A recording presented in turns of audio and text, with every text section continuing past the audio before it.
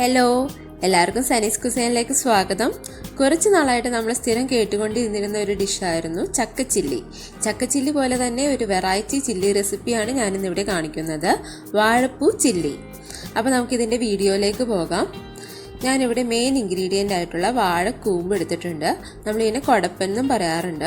കുടപ്പൻ്റെ ഓരോ ലെയർ ഇതുപോലെ പൊളിക്കുമ്പോൾ നമുക്ക് അതിനുള്ളിൽ വാഴപ്പൂവ് കാണാം. ഇതിനെ നമ്മൾ കുടപ്പൻ്റെ തിരിയെന്നും പറയാറുണ്ട്. കുട്ടിക്കാലത്ത് ഇതിൽ നിന്നും തേൻ കുടിച്ചവരായിരിക്കും നമ്മളെല്ലാവരും. അപ്പോൾ ഞാൻ ഈ പൂവ് വെച്ചിട്ടാണ് എൻ്റെ റെസിപ്പി തയ്യാറാക്കുന്നത്.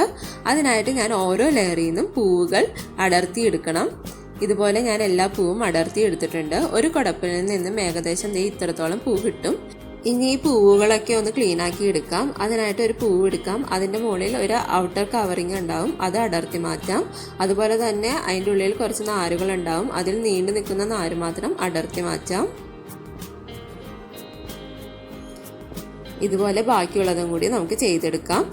ഇതിങ്ങനെ ക്ലീൻ ആക്കണമെന്ന് നിർബന്ധമൊന്നുമില്ല. ചിലതിനൊക്കെ ഒരു കയ്പ്പ് അല്ലെങ്കിൽ ചവർപ്പ് രസം ഉണ്ടാവും. അപ്പോൾ അതില്ലാതിരിക്കാൻ വേണ്ടിയിട്ടാണ് ഞാൻ ഈ പൂവെല്ലാം ക്ലീൻ ആക്കി എടുക്കുന്നത്. അപ്പോൾ ഞാനിവിടെ എല്ലാ ഫ്ലവേഴ്സും ഇതുപോലെ ക്ലീൻ ആക്കി എടുത്തിട്ടുണ്ട്. ഇനി നമുക്കിതിൻ്റെ മസാലക്കൂട്ട് തയ്യാറാക്കാം. അതിനായിട്ട് ഞാനൊരു ബൗൾ എടുത്തു. അതിലേക്ക് 2 സ്പൂൺ കോൺഫ്ലവർ ഇട്ട് കൊടുക്കുന്നുണ്ട്.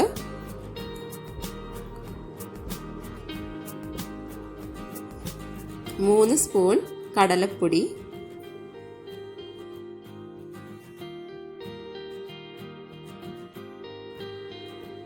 1 സ്പൂൺ മുളക് പൊടി, 1 spoon Kashmiri chilli powder, 1/2 teaspoon മഞ്ഞൾപ്പൊടി, 3/4 ടീസ്പൂൺ ഗരം മസാല, 1/4 ടീസ്പൂൺ കുരുമുളക് പൊടി, 1 ചെറുനാരങ്ങയുടെ പകുതിയുടെ നീര്,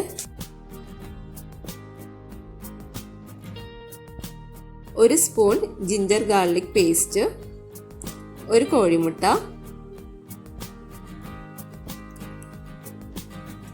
ഇത്രയും ഇട്ട് കൊടുത്തിട്ട് നന്നായിട്ടൊന്ന് മിക്സ് ചെയ്യാം. അതിനുശേഷം ആവശ്യത്തിന് ഉപ്പും കൂടി ചേർത്ത് കൊടുക്കാം.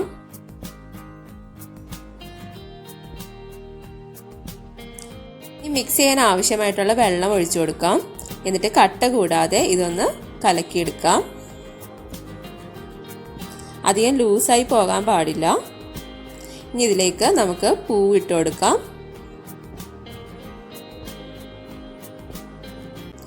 എന്നിട്ട് പൂവിൻ്റെ എല്ലാ സൈഡിലും മസാല ആവുന്ന വിധത്തിൽ ഒന്ന് പുരട്ടിയെടുക്കാം. ഇത് ഇനി ഒരു 30 മിനിറ്റ് ഒന്ന് സെറ്റാവാൻ വേണ്ടി വെക്കണം. ഇപ്പം ഞാനിതൊരു 30 മിനിറ്റ് സെറ്റാവാൻ വെച്ചിട്ടുണ്ട്. ഇനി നമുക്കിതൊന്ന് വറുത്തെടുക്കാം. അതിനായിട്ട് ഒരു ചീനച്ചട്ടി ചൂടാക്കാൻ വെച്ചു. ചീനച്ചട്ടി ചൂടായി വരുമ്പോൾ നമുക്ക് ഓയിൽ ഒഴിച്ചു കൊടുക്കാം. അതിനുശേഷം നമുക്ക് മസാല പുരട്ടി വെച്ചിരിക്കുന്ന പൂവ് അതിലേക്ക് ഇട്ട് കൊടുക്കാം.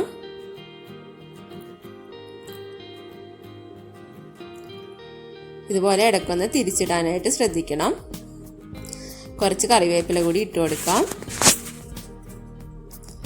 ഏകദേശം ബ്രൗൺ കളർ ആകുമ്പോൾ നമുക്കിത് കോരി മാറ്റാം.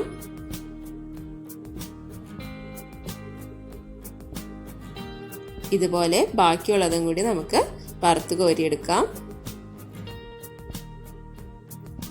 അപ്പോൾ വാഴപ്പൂ ചില്ലിയുടെ റെഡി ആയിട്ടുണ്ട്. ഇത് നല്ലൊരു ഈവനിങ് സ്നാക്കും അതുപോലെ തന്നെ ചോറിൻ്റെ കൂടെയൊക്കെ കഴിക്കാൻ പറ്റുന്ന ഒരു സൈഡ് ഡിഷ് കൂടിയാണ്. എല്ലാവരും ട്രൈ ചെയ്ത് നോക്കണം. വീഡിയോ ഇഷ്ടപ്പെട്ടാൽ ലൈക്ക് ചെയ്യാനും ഷെയർ ചെയ്യാനും മറക്കരുത്.